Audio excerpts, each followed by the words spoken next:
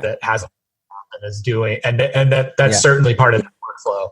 And I'm inferring a lot here, but I think what happened was that Billy, or William Corgan, I guess is how he prefers to be called now, was more used to working in like a commercial studio. And so the label's like, hey, we're going to work, like, let's book a space that like everybody can be into. And I got to be this like neutral third party in the room that helped facilitate that. So they did this great song that came out recently called All Your Love. And anyways, they'd been in the studio for a few days and they were trying to write something. And they had mentioned like, oh, maybe let's try like a bass sound. And maybe someone should play bass. And I walked out and set up just like a gnarly bass tone that I thought that would be inspiring, whether it was necessarily the right thing for the song. It was interesting enough that people might get excited and find the right thing. And so I did that and kind of just handed the bass to Billy, and he started playing around, because he was talking about like songs of his that he was working on, and like kind of like talking about this bass line. And I was like, hey, here's a bass, and like just kind of had it in my hand. And he started playing and then played a few notes and was like, this bass tone is monster. Like what it, and or I don't remember exactly what he said, but it was, everybody was really excited about the bass tone. And that's the tone that made it on the record. And they started, the song sort of came together at that point. Yeah. It was the inspirational tone that started the whole thing. And they kind of got more comfortable with each other from that moment. And that was a really cool thing. But that's amazing. I have a tendency to ramble and fill in all these other details, but your question was like, it was more about like, how did things like that happen? And that was, how do bookings like that happen? And that was just someone else I had worked with got word that they were looking for a spot like that and referred us. That's great. I mean, it's probably like, so like, self-affirming to have Billy Corgan to tell you, oh, I love this tone. And I'm like, I know that he's like pedantic about like guitar tones and how it's played and stuff like that. You know what I mean? Totally calculated. It was totally calculated. Like I did try and like do a thing that I thought he would like. And it was cool that it was affirming, and it did feel good that like, cool. I called that just by being a nerd and listening to his records a bunch. Yeah. And they'd only been like talking and working on lyrics and arrangements and stuff, and like going through other songs that they had started. So it wasn't like I knew him personally as a musician. So it was affirming it was definitely a cool moment of like, yes, I got that. Like all those hours of playing those records. You got to pay your dues, man. It works. Paid off. Absolutely. Do you have any practices to stay fresh and creative in the studio space? Stepping out, getting fresh air. If I'm mixing, some of the most productive moments are like right after I'll go walk around the neighborhood and just pace. I'll just do circles around the block, like listening to the song over and over and writing notes. And when I was in Brooklyn, that like the most productive part of my day mixing was the subway ride home, because I would listen to what I did that day, take a whole bunch of notes, and then the 10 minutes when I got in the next day was like where the big changes would happen. And so I try and recreate that moment by like getting out of the studio and walking and doing that, and then I go right back to it, and that helps a lot. And eating good food, it helps. Listening to records that I really like, really loud. When I get stuck, I'll usually have like a palate cleanser record that's on the turntable. I'll have like a palate cleanser record that's like completely unrelated to what I'm doing, so that I can come back in fresh, but it has to be a record that I really know and love for that to be effective. And then I'll have a playlist of things that like, and I think that goes back to my time as a radio DJ. I like think about like, what would I play before and after this song and things like that, and try and get myself in that headspace. And when I find myself stuck or bored or tired, all those things get me back to the like excited record nerd, like in my parents' house, listening to stuff too loud and getting yelled at to turn it down, like gets me back into that headspace. Yeah, I love that. Wow. That's so good. Do you have any philosophies when it comes to mixing? Like, what's your approach? So I try and trust what excites, like I trust what excites myself and what excites the people that I'm working with. When I'm mixing remotely, I send a ton of versions to people, and a lot of engineers don't want to do that.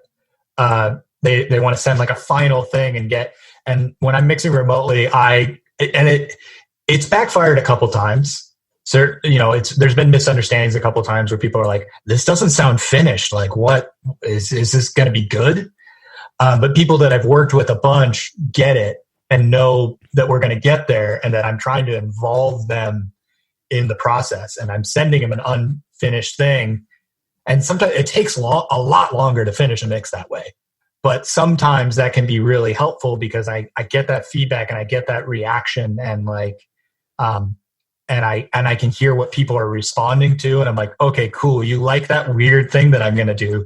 That's going to become an important element now. And I find that makes my mixes a lot more creative. And then I also know like there are certain things that I do well and things that people get excited about. Mostly that's distortion. Hell yeah. I lean on those things, and it served me well. I try very much to lean, whether it's tracking or if I'm an assistant engineer, it's all about serving and providing things that people need to fulfill their vision. When I'm the producer, it's all about us all being inspired together and serving the song. And I try and, I work really, really hard on headphone mixes, and I work really, really hard on what's coming out of the guitar amp and what people are hearing in the live room so that they're inspired and they play better. And I work really, really hard on when we're tracking, I'm always mixing. And sometimes my sessions get a little messy because of that. And that's okay. And it makes more work for me, but I'm printing chambers, I'm printing inspiring effects, whether we're going to use them or not, while we're tracking. And I'm pre-mixing while we're tracking, because even if that means, hey, give me 5 minutes before we do this next take to dial in this mix.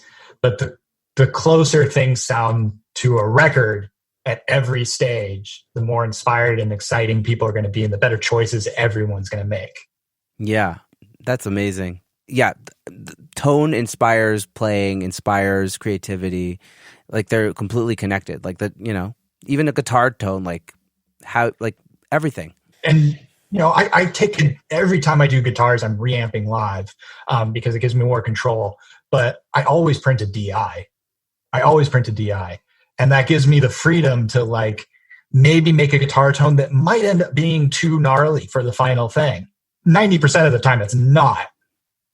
But it gives the artist a little bit of freedom and gives me a little bit of freedom in the sense of let's try this crazy thing. We have a safety net. Let's commit to it, but know in the back of our head, I'm not saying have too many options or anything like that, but having we can try, we can shoot for the moon, we can do this insane thing. That doesn't work, we've still got the performance, and we can blend it in with something that's more subdued or more that's 100% gnarly. Yeah. 90% of the time we go with the gnarly, exciting thing but it gives me a little bit of freedom to try stuff that I would not normally be able to try in the moment. Yeah, I guess it's kind of like your safety nets, analogy. It's kind of like climbing you could do a crazy mountain climb if you have a harness. If you're yeah, and I'm not trying to encourage engineers to over mic things or have too many options or not commit to something or not make decisions, because it's a big part of my philosophy is that I want things to sound like a record as much as possible at every stage. Headphone mixes, out in the live room, everything. And so committing and EQ and processing things on the way in and doing that is super important. But knowing that we're doing that while still like committing and making everything sound as much like a record as possible at every stage, still gives that safety net of like, if the artist is unsure about this crazy thing that we're trying, I can be like, hey, look, I got the DI. Let's just try this crazy thing. And if they end up digging it, if we both end up digging it in the moment, it always ends up staying on the record. If we're not digging it in the moment, then we stop doing it anyways. Right. But it gives them that like baseline level of comfort. Like, it'll be okay. Safety net of like, yeah, like you were saying, if you're rock climbing or something like that, you might climb a little bit higher if you know that you're not gonna die. Right. Like there's to catch you. Absolutely. But yeah, I guess that does go to like my entire philosophy is like always thinking about it as a record and always, trying to, and that's how all of us hear music, including artists once they're in the studio, and just trying to make, their headphone mixes as inspiring as possible and things like that. Love it. So all right, we're getting a little bit late on time, but oh man, there's like so many other things I wanted to ask you. So let's just quickly tell the audience your story about Joe Exotic and Tiger King. Like, I'm sure like everybody in the world has seen the Netflix documentary Tiger King, and I found on your Instagram page that you had actually had an email exchange with Joe Exotic himself. Like, do you want to tell the story real quick? Yeah, I mean, I had completely forgotten about that until I saw the documentary, and I watched it, and I got a couple episodes in, and I was like, oh, that name is familiar, and I looked through my my Gmail account, I just searched, and I found that email from him, and anyways, it was like, right after college, I'm like on my mom's couch looking for a job, and just I set up Google alerts to like apply to everything. I've been a college radio DJ and done some live sound stuff. It was just like anything that I had a skill set for, any job I could possibly get. I set up all these Google alerts and just applied to hundreds of jobs. And one of them that came up was this Craigslist ad that Joe Exotic had posted for looking for a front of house person to tour with him for the, for those of you who've seen the documentary, he had these touring magic shows with animals. And it seemed kind of sketchy. It seemed kind of weird, but it was like, and I was like, I was trying to do music, but I was just like looking for a job and like looking for some inroad where I could get something on my resume and start getting work. And anyways, he, I applied for that and did like a phone, it's a vague memory, but I remember doing a phone interview with him and just being kind of sketched out and then researching and finding him and finding even back then, this would have been 2010, finding all these animal abuse allegations and just being like, I don't know if any of this is true, but just like, this is too much for like, I'm a college kid looking for his first job. This is too much. And then, so I did the phone interview with him and he asked me a lot of questions. I remember him asking questions about my relationship status and stuff like that, just being kind of weird and thinking that it was okay because it's a touring job. And he's just asking like how committed I would be to being away from home. And anyways, he sent this email that I posted in my Instagram asking again about my relationship status. And I just never responded to that email. I was just super sketched out. And seeing the documentary and seeing his MO and like, that he like groomed these young men, I very much feel like I dodged a bullet.